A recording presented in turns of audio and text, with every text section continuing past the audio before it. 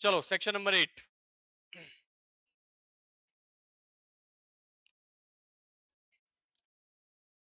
क्या समझ में आया? राज्य सरकार यानी कि विष्णुदेव साय जी, मे लिखा हुआ है, मे को अंडरलाइन करो, यानी कि मे भी जरूरी नहीं है कि इंस्पेक्टर का पद होगा। अगर सही लगा तो वो इंस्पेक्टर ऑफ रजिस्ट्रेशन ऑफिसर्स की नियुक्ति करेंगे, जो किसके नीचे काम करेगा? इंस्पेक्टर जनरल यानी कि आयुक्त के। आयुक्ति लिखा है ना हिंदी में, आईजी को महानिरीक्षक, सॉरी महानिरीक्षक। ठीक है, चलो अब इसको ध्यान से देखो। इस एक्ट के अंतर्गत हमने कितने पदों के बारे में पढ़ा? सबसे पहले आईजी, उसके नीचे रजिस्ट्रार, उसके नीचे जॉइंट सब रजिस्ट्रार, और अब एक और पद आया कि आईजी के अलाइनमेंट में काम करेंगे इंस्पेक्टर ऑफ रजिस्ट्रेशन ऑफिसेस। बात समझ में आ गई? इसका मतलब ये नहीं है कि जो इंस्पेक्टर ऑफ रजिस्ट्रेशन ऑफिस है ये रजिस्ट्रार के ऊपर हो गया, नहीं, ये एक अलाइनमेंट बॉडी है, उसके डिपार्टमेंट में काम करने वाले दूसरे लोग हैं। ये कहने की कोशिश कर रहा है कि ये जो इंस्पेक्टर है ये सीधे रिपोर्ट किसको करेगा? आईजी को, बस, उससे ज्यादा कुछ भी नहीं। क्लियर?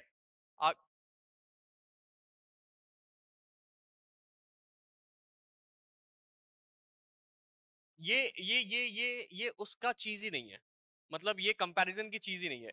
अगर आप वर्क प्रोफाइल से देखो, देखो हम दो चीजों से तय करते हैं सरकारी ऑफिसेज में कि ये उसके ऊपर है कि नीचे। पहला होता है ग्रेड पे, कौन किस ग्रेड पे है वो हमें पता नहीं है। दूसरा उसकी वर्क प्रोफाइल, तो वर्क प्रोफाइल के हिसाब से देखा जाए तो ये इसके ऊपर वाला काम तो कर रहा है, क्योंकि इसका काम है इन रजिस्ट्रेशन ऑफिस में जाके इंस्पेक्ट करना कि ये काम सही से हो रहा है कि नहीं हो रहा है। अब जाहिर सी बात है, आप किसी डिपार्टमेंट के जैसे कलेक्टर है, तो कलेक्टर के पर्सनल असिस्टेंट को तो आप नहीं बोलोगे ना कि कलेक्टर का जाके इंस्पेक्शन करो। कलेक्टर का अगर इंस्पेक्शन करना है तो उससे हायर रैंक का अधिकारी होना चाहिए।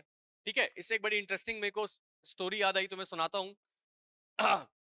एक बार ना, मेरे पर्सनल एक्सपीरियंस की बात है, मतलब मेरे जान पहचान की बात है। एक प्रोफेसर थे, ठीक है, प्रोफेसर सब समझते हैं, है ना, प्रोफेसर थे। वो प्रोफेसर जो है अपने बहुत बहुत बड़े इंस्टीट्यूट के डीन भी थे। ठीक है, उनको प्रोफेसर बने हुए कितने साल हो गए थे? 15 साल। एक वाइस चांसलर बनने के लिए कितना एलिजिबिलिटी चाहिए? 10 साल। ठीक, मतलब वो वाइस चांसलर लेवल पे पहुंच चुके थे, बहुत सीनियर प्रोफेसर अपने सब्जेक्ट के। उनके ऊपर एक इंक्वायरी बैठी। ठीक है, इंक्वायरी क्या बैठी कि वो जब डीन थे और उसके साथ ही साथ वो लगभग 10 साल उस इंस्टीट्यूट के रजिस्ट्रार भी रहे थे। ठीक, जब वो रजिस्ट्रार थे तो उन्होंने उस वक्त पे कुछ बिल्डिंग्स बनवाई थी जिसमें ऑलमोस्ट 25 करोड़ रुपए का घोटाला माना गया, कि 25 करोड़ रुपए का घोटाला किया उन्होंने। अब इसके ऊपर एक इंटरनल कमेटी बनी जिसमें 5 प्रोफेसर की टीम थी। ठीक, इन 5 प्रोफेसर की टीम ने इंक्वायरी करी इस प्रोफेसर के ऊपर और पता लगाया कि भाई इन्होंने घपला किया है कि नहीं किया है। अब उनकी रिपोर्ट जो भी आई हो, इन्होंने जाके, जैसी रिपोर्ट आई, इन्होंने पता है जाके क्या क्लेम किया, लिखित में क्या दिया कि मैं एक डेजिग्नेटेड प्रोफेसर हूं, मेरा ग्रेड पे इतना है, और जितने भी प्रोफेसर ने मेरे ऊपर इंक्वायरी करी है वो सब मुझसे जूनियर है, और इनका ये अधिकार ही नहीं है कि ये मेरे ऊपर इंक्वायरी कर पाए, इसीलिए इस इंक्वायरी को रद्द किया जाए। रद्द हो गई। बात समझ में आई? तो इसीलिए हम दो तरीके से किसी की सीनियोरिटी को तय करते हैं, एक होता है ग्रेड पे और एक होता है या तो पे लेवल कहते हैं उसको, पे लेवल, या तो पे लेवल से तय होता है और या तो उसके वर्क प्रोफाइल से तय होता है। वर्क प्रोफाइल के हिसाब से ये आदमी थोड़ा सा ऊपर तो जा रहा है। ठीक है, जज बनोगे तो तुम्हारा क्या होगा पे लेवल? कितना मिलता है एक सिविल जज ट्रेनी को? हाँ, हाँ, मतलब ऐसे ही कुछ मिलेगा, 60-70 के आसपास। सिविल जज क्लास 2 को कितना मिलता है? कितना मिलता है सिविल जज क्लास 2 को? तकरीबन हाँ 90 तक जाता है मामला। ठीक है, और सिविल जज क्लास 1 को कितना मिलता है? 1,20,000 से 1,30,000 के आसपास। और फिर जैसे ही आप एडीजे बन जाते हो, वो तो बहुत समय लगता है बनने में, तो एडीजे आप जब बन जाते हो तो आप फिर पैसे वैसों की चिंता तो नहीं करते हो आप, मतलब डिपेंड करता है आपके कितने पर्क्स हैं, क्या हैं, कौन से डिस्ट्रिक्ट के हो, कितना आपको एचआरए मिल रहा है, कितना ये मिल रहा है। एचआरए तो नहीं लेते एडीजे लोग, तो वो लाई करता है 1 लाख इन हैंड सैलरी, 1,50,000 से 1,80,000 के बीच में। हाईकोर्ट जज की फिक्स सैलरी कितनी होती है? कितनी होती है? 280, दो मतलब 2.5 से 280 के बीच होती है। लेकिन इन लोगों की सैलरी मैटर नहीं करती है, इन लोगों को मैटर करता है एक्स्ट्रा पर्क्स जो मिलते हैं, है ना। बहुत बहुत हाई फाई पर्क्स हैं, बहुत हाई फाई पर्क्स हैं। चलो सेक्शन नंबर 10। आज मैं इतना स्लो मूड में इसलिए चल रहा हूं क्योंकि आज मुझे आपको केवल सेक्शन नंबर 16 तक पढ़ाना है, क्योंकि सेक्शन नंबर 17 ही पिताजी है इस पूरी बेयर एक्ट का, और अगर मैंने आज इसके साथ पढ़ा दिया तो आपको समझ में कुछ नहीं आएगा। ठीक है, चलो सेक्शन नंबर 10। 9 का ईयर लिख लो, कौन सा ईयर है? 1927। चलो सेक्शन नंबर 10। एक मिनट, हाँ अब मैं एक बार हिंदी में पढ़ रहा हूं। जबकि कोई रजिस्ट्रार जो उस जिले का रजिस्ट्रार नहीं है जिसके अंतर्गत कोई प्रेसिडेंसी नगर है, अपने जिले में कर्तव्यारूढ़ होने से अन्यथा अनुपस्थित हो या जबकि उसका पद अस्थायी रूप से रिक्त हो, जब कोई भी व्यक्ति जिसे महानिरीक्षक इस निमित्त नियुक्त करे या ऐसी नियुक्ति के अभाव में उस जिला न्यायालय का न्यायाधीश जिसकी आधिकारिकता की स्थानीय सीमाओं के अंदर रजिस्ट्रार का कार्यालय स्थित हो, ऐसी अनुपस्थिति के दौरान या तब तक जब तक राज्य सरकार रिक्त स्थान की पूर्ति नहीं कर देती, रजिस्ट्रार होगा। कैच क्या है इस सेक्शन में? इसमें अंडरलाइन करने वाली बात यह है कि जबकि कोई रजिस्ट्रार जो उस जिले का रजिस्ट्रार नहीं है जिसके अंतर्गत अपने जिले का, हाँ सबसे पहले अंडरलाइन करो हिंदी वाले, अपने जिले में कर्तव्यारूढ़ होने से अन्यथा। ठीक है, इंग्लिश वाले absent in otherwise then on a duty in his district, इसको अंडरलाइन करो। बेसिकली ये सेक्शन इस बारे में बात करता है कि जब कभी भी कोई रजिस्ट्रार अपने ऑफिस से एब्सेंट है, और मैंने इस लाइन को अंडरलाइन क्यों करवाया, क्योंकि दो सेक्शंस आपको मिलेंगे, दो कंडीशंस मिलेंगी। ये कंडीशन क्या कह रहा है कि एक रजिस्ट्रार जिसका ये ऑफिस है अपने ऑफिस से एब्सेंट है या उसकी कोई वेकेंसी हो गई है, और वो ऐसी एब्सेंस नहीं है जो वो अपने ऑफिशियल काम की वजह से गया है। मतलब क्या है, मान के चलो कि अगर एक रजिस्ट्रार अपने ऑफिस में बैठा है और उसको अपने जिले में गश्त पे जाना है, किसी प्रॉपर्टी को इंस्पेक्ट करना है, तो वो भी एक एब्सेंस है लेकिन वो अपनी ऑफिशियल ड्यूटी कर रहा है उस वक्त। ठीक है, यहां पे कौन से एब्सेंस की बात हो रही है? यहां पे उस एब्सेंस की बात हो रही है जब ये रजिस्ट्रार नाम का व्यक्ति अपनी छुट्टी मनाने कहीं चला गया है। ठीक है, उसके और उसके वाइफ की फर्स्ट एनिवर्सरी थी, वाइफ ने बोला कि देखो तुम रजिस्ट्रार हो, अब जाहिर सी बात है अगर कोई किसी डिस्ट्रिक्ट का रजिस्ट्रार है तो तुम समझ सकते हो कि उसको अपनी सैलरी खर्च करने की जरूरत तो नहीं पड़ेगी, है ना? तुम लोग को भी नहीं पड़ेगी। तो उसके बाद जो है वो इंसान क्या करेगा, वो अपना फर्स्ट एनिवर्सरी सेलिब्रेट करने बाली चला गया। अब पता होगा माइक्रोसॉफ्ट का क्राइसिस, पता है ना कल क्या हुआ, 200 फ्लाइट कैंसिल हो गई। ऐसी स्थिति में वो बाली में फंस गया, अब उसकी एब्सेंस बढ़ती जा रही है। तो ऐसी परिस्थिति में सबसे पहला ये सेक्शन क्या कहता है, महानिरीक्षक यानी कि इंस्पेक्टर जनरल किसी ऐसे व्यक्ति की उसके ऑफिस में नियुक्ति करेगा जो उसका काम कर सके। क्लियर? पहली बात क्लियर है। उसके बाद एक शब्द इस्तेमाल हुआ है डिफॉल्ट, यानी कि अगर इंस्पेक्टर जनरल ये काम नहीं कर पाया तो बाई डिफॉल्ट, मतलब बिना किसी चीज के, बिना किसी गड़बड़ी के, उसके अधिकार क्षेत्र में आने वाला जो डिस्ट्रिक्ट कोर्ट है वहां का जो डिस्ट्रिक्ट जज होगा, यानी कि आप सब लोग, वो रजिस्ट्रार के ऑफिस का काम संभालेंगे। बात समझ में आई? यानी कि दो लोग यहां पे काम करते हैं। सेक्शन नंबर 10 कहता है कि कभी भी कोई रजिस्ट्रार अपने ऑफिस से छुट्टी पर है और वो छुट्टी आधिकारिक यानी कि ऑफिशियल नहीं है, यानी कि अपनी ऑफिशियल ड्यूटी नहीं कर रहा है, वो प्योरली छुट्टी लेके अपनी कुर्सी खाली करके चला गया है, तो इंस्पेक्टर जनरल को तुरंत क्या करना है, उस ऑफिस में अपने एक व्यक्ति को बैठाना है और बोलना है कि तुम रजिस्ट्रार का काम करो। और अगर इंस्पेक्टर जनरल ये करना भूल गया तो डिस्ट्रिक्ट जज को कुछ भी नहीं सोचना है, वो खुद से एक पेपर साइन करेगा और उस ऑफिस को अज्यूम कर लेगा। ठीक है, बात क्लियर है? दूसरा सब सेक्शन इसका, तो बेसिकली ये प्रेसिडेंसी टाउन को मिला के बोल रहा है ना? तो इसमें हमारे लिए कुछ भी ऐसा नहीं क्योंकि प्रेसिडेंसी टाउन अब बचे नहीं है। लेकिन आप देखना चाहो तो आप ये कर सकते हो कि अगर प्रेसिडेंसी टाउन की सिचुएशन है तो अगर ये रजिस्ट्रार का ऑफिस खाली हुआ तो आईजी ही अपॉइंट करेगा, जज का कोई काम नहीं है। या तो आईजी अपॉइंट करेगा या जब तक स्टेट गवर्नमेंट इस वैकेंसी को फुलफिल ना कर दे। लेकिन प्रेसिडेंसी टाउन तो अब है नहीं हमारे यहाँ पे, तो कोई मतलब नहीं है।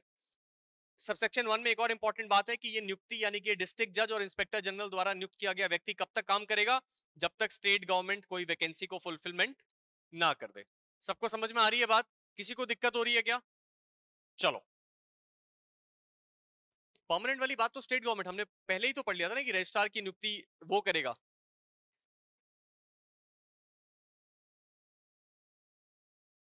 तो एक मिनट देखो, इस लाइन को पढ़ो, is absent otherwise then on duty in his district और when his office is temporarily vacant. Temporarily temporarily vacant का मतलब क्या होता है? जैसे कि मान लो मैं एचओडी हूं लॉ डिपार्टमेंट का, मैंने रिजाइन किया, तो मैं तो चला गया छुट्टी पे, वो ऑफिस टेम्पररली वैकेंट हो गया। परमानेंटली वैकेंट का मतलब ये होता है कि मैंने उस व्यक्ति को नौकरी से निकाल दिया, परमानेंट वैकेंसी हो गई। ठीक है, या मेरे पास कोई रजिस्ट्रार ही नहीं है, पूरे स्टेट में जो उस पद पे बैठ सके, तो परमानेंट वैकेंसी है। टेम्पररी वैकेंसी का मतलब ये कि उस समय के लिए उस आदमी ने उस पद को छोड़ दिया, अब किसी दूसरे व्यक्ति को ट्रांसफर करके यहाँ पे लाना पड़ेगा, और जितने समय के लिए वो नया व्यक्ति नहीं आता तब तक के लिए वो टेम्पररी वैकेंसी है। हाँ, टेम्पररी वैकेंसी, टेम्पररी वैकेंसी, क्योंकि वो अपने ऑफिस को अज्यूम करने में टाइम। टेम्पररी वैकेंसी का मतलब ये है कि एक्सपेक्टेड है कि कुछ समय के टाइम फ्रेम के बाद आपके कंट्रोल में है कि आप किसी को वहां बैठा सकते हो। परमानेंट वैकेंसी तब है जब आपको पता है कि आपके पास पूरे स्टेट में कोई ऐसा व्यक्ति ही नहीं है जिसको आप उस पद पे बैठा सको, अब आपको नई नियुक्तियां निकालनी पड़ेंगी। ये परमानेंट वैकेंसी है। ठीक है, जैसे हमारे देश में इस वक्त केवल आईएएस ऑफिसर्स की परमानेंट वैकेंसी कितनी है? कितनी है? हमारे देश में कितने आईएएस ऑफिसर्स काम करते हैं पता है? अंदाजा तो लगाओ। 5,000। अप्रोक्सीमेटली 5,000 आईएएस ऑफिसर्स हैं, और जरूरत कितनों की है? तकरीबन 6,500 की। 1,500 आईएएस ऑफिसर्स की कमी है। अब तुम में से कोई बोलेगा कि एक ही साल में निकाल दो, फिर क्या दिक्कत है? 1,000 लेते हो, 2,000 आईएएस ऑफिसर्स एक ही साल सेलेक्ट कर लो, उससे हमारे देश में बहुत ज्यादा गड़बड़ हो जाएगी। एक समय ऐसा आएगा कि अगले 5-10 साल का स्ट्रेच ऐसा आएगा कि आईएएस की वैकेंसी ही नहीं आ पाएगी। ठीक है, बात समझ में आ गई? चलो, अच्छा एक बात बताओ, एक डिस्ट्रिक्ट में एक एसपी ज्यादा बड़ा होता है कि तुम्हारा डाउट क्लियर हुआ? एक डिस्ट्रिक्ट में एसपी ज्यादा बड़ा होता है कि कलेक्टर? क्यों? तो वो भी तो वो करता है एसपी को, मतलब एसपी के अंडर में पूरी पुलिस आती है डिस्ट्रिक्ट की, पूरा लॉ एंड ऑर्डर पुलिस का, जो पूरा लॉ एंड ऑर्डर डिस्ट्रिक्ट का वो तो एसपी के हाथ में है।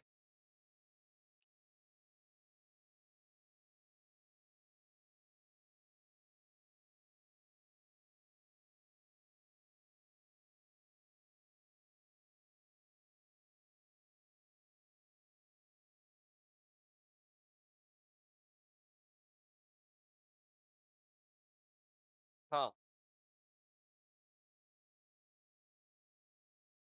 ठीक है, देखो तुम्हारी बात देखो मैं कैसे काटता हूं अभी। ठीक है, एक एसपी नाम का आदमी एक डिस्ट्रिक्ट में काम करता है, इसका काम है पूरे डिस्ट्रिक्ट का लॉ एंड ऑर्डर उसके हाथ में है। ठीक, यानी इसके अंदर में पूरे डिस्ट्रिक्ट की पुलिस है, और इसी के साथ एक काम करता है आदमी डीएम कम कलेक्टर। ठीक, ये व्यक्ति है एसपी। और डीएम और कलेक्टर में, अब जो तुमने बोला कि एसपी रिपोर्ट करता है डीएम और कलेक्टर को, और डीएम और कलेक्टर रिपोर्ट करता है राज्य सरकार को, एसपी रिपोर्ट करता है अपने आईजी या डीआईजी को, और डीएम और कलेक्टर रिपोर्ट करता है अपने कमिश्नर को। ये बिल्कुल मत सोचना कि डीएम स्टेट गवर्नमेंट से बात कर पाता है, नहीं नहीं नहीं नहीं। बात सही है कि उससे डायरेक्टली डिस्ट्रिक्ट को मैनेज करना है तो सीएम उससे बात करेगा, सब बात करेंगे, लेकिन रिपोर्टिंग कौन होती है? कमिश्नर को।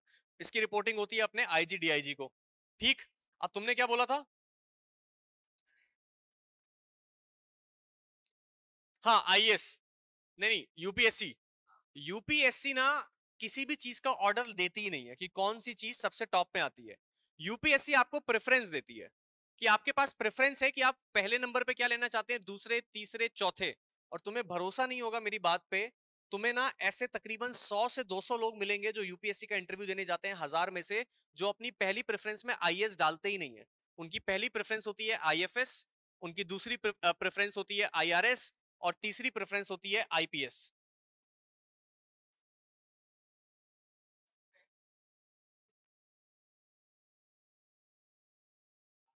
वो तो उसका रीजन ये है क्योंकि बाकी सारे लोग आईएएस चूज करते हैं, क्योंकि लोग चूज कर रहे हैं आईएएस, इसीलिए वो टॉप पे चला गया है। अगर लोग चूज करना बंद कर दें, आईपीएस लेना शुरू कर दें, तो सारे के सारे टॉप रैंकर्स के पास क्या चला जाएगा? आईपीएस। अब मैं तुम्हें बताता हूं क्यों। अब मैं तुम्हारे कॉन्सेप्ट ब्रेक करना चाह रहा था, इसलिए मैं बताना चाह रहा था। ये डीएम, डिस्ट्रिक्ट मजिस्ट्रेट और कलेक्टर दोनों अलग अलग पद है। ये रेवेन्यू को संभालता है, ये एक एग्जीक्यूटिव मजिस्ट्रेट है। और हम लोग जो आईएएस ऑफिसर होता है ना, उसको दोनों पद मिला के देते हैं, जैसे आपको मिलता है डिस्ट्रिक्ट जज एंड सेशंस जज। आप जब डीजे बनोगे तो आपको दोनों पद मिला के दिए जाएंगे। जिस दिन ये दोनों पद पे एक अलग अलग आईएएस ऑफिसर को बैठा दिया गया, उस दिन ये दोनों इसके नीचे हो जाएंगे, एसपी के। एक्चुअल में एसपी की पावर बहुत सुप्रीम होती है, और कलेक्टर और डीएम जिस दिन अलग अलग आदमी को बना दिया गया, वो बहुत ज्यादा डिवाइड हो जाएंगे अपनी पावर में। एब्सोल्यूट पावर इसलिए है क्योंकि कलेक्शन, सारे के सारा रेवेन्यू कलेक्शन डिस्ट्रिक्ट का एक ही आदमी के पास है, और वही आदमी सबसे सीनियर एग्जीक्यूटिव मजिस्ट्रेट है उस डिस्ट्रिक्ट का। तो इसीलिए मजबूरन एसपी को अपनी रिपोर्ट्स डीएम को देनी पड़ती है। बात समझ में आ गई? और फिर दूसरी बात तो ये भी है कि ये डीएम नाम का व्यक्ति जो होता है, ये बहुत हाई फाई आदमी होता है, वो अलग बात है। अगर आप चाहते हैं अपने कैरियर को एक नई दिशा देना और सुनहरे भविष्य को साकार करना, तो जुड़िए कंपटीशन कम्युनिटी के साथ। आज ही हमारे वेबसाइट के कैरियर पेज पर विजिट करें अथवा डिस्क्रिप्शन बॉक्स पर दिए गए लिंक पर क्लिक करें। हमेशा आपके साथ टीम कोको।